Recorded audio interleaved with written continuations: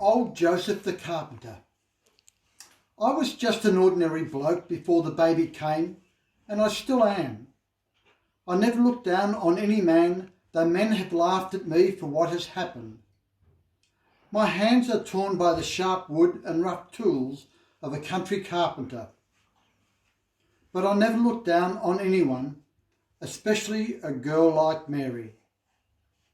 Mary was a gentle girl before the baby came, a slender sapling ready for the wind to stretch with life. We would sit on a log nearby and wonder, as I kept pounding nails into the wounded wood. She knew the wood was being broken to yield shelters for weary frames or feed boxes for hungry animals. I told her once that when she grew older, we could perhaps get married. Then one cruel afternoon, with a hot north wind like fire, I found her in the family way.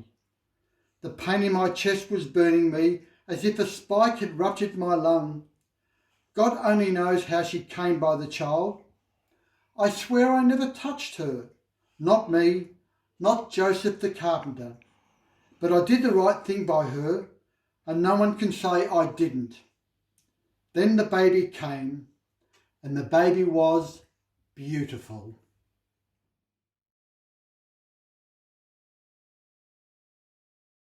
Most of us are really looking forward to Christmas this year as restrictions ease and we can see loved ones again. We certainly are. We're heading off to Sydney to catch up with our family and friends that we haven't seen all year. It'll be great, we hope, because Christmas is not only great for a lot of people, but it can be the toughest time, can't it? Sometimes when everyone was telling you what a marvellous, happy family Christmas they're going to have, your reality is the opposite. Maybe it's the first Christmas you'll have without the one you really love. Or maybe you're not going to catch up with family, or if you are going to catch up with family, that's even worse, as it sometimes is. Old Joseph the carpenter would have understood. This was the year when everything went wrong.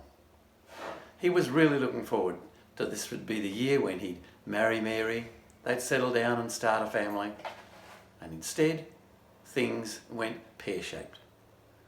Mary tells him that she's pregnant.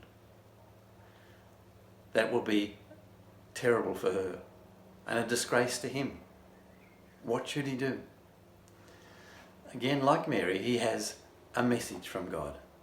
When we hear about angels, as I said, an angel simply means a messenger from God, someone who's telling Joseph a word from the Lord. And his word was, Joseph, I know it seems like the worst thing that can ever possibly happen, but I'm in this. You will have a son. And the key things is his names. You're to call him Emmanuel. We know that Emmanuel means God is with us. And you'll call him Jesus because he will be a saviour. That was the news that he received, that Mary would not be disgraced, that he would be able to look forward to something, God bringing something amazing out of the worst that seemed to have happened. You see, the amazing thing about Christmas then and now is that it's about God breaking into the world, into every people's everyday lives. Joseph and Mary, you and me, people around us. Not just when things are going well and we're having all happily around the Christmas tree, but when things are going wrong. God comes into our lives to say, I am with you. And even out of the worst of things, I can bring something good. That's what Emmanuel means. And when we hear that Jesus means saviour, it doesn't just mean something way off in the future after we die. It means right now he brings wholeness to us, to our relationships, and even to our world. That's the amazing news about Christmas, that God comes to us in these troubled times. It doesn't mean that all our problems will be removed. With Joseph, the problem wasn't removed. It's just that God transformed it into something far more than Joseph could ever have hoped or dreamed. And that's the reality for you and me. Our problems won't be removed, but God promises to be with us in them and to transform them so that somehow it'll make a difference not just in our lives, in our family, but to our world that needs it so much. That's the miracle of Christmas.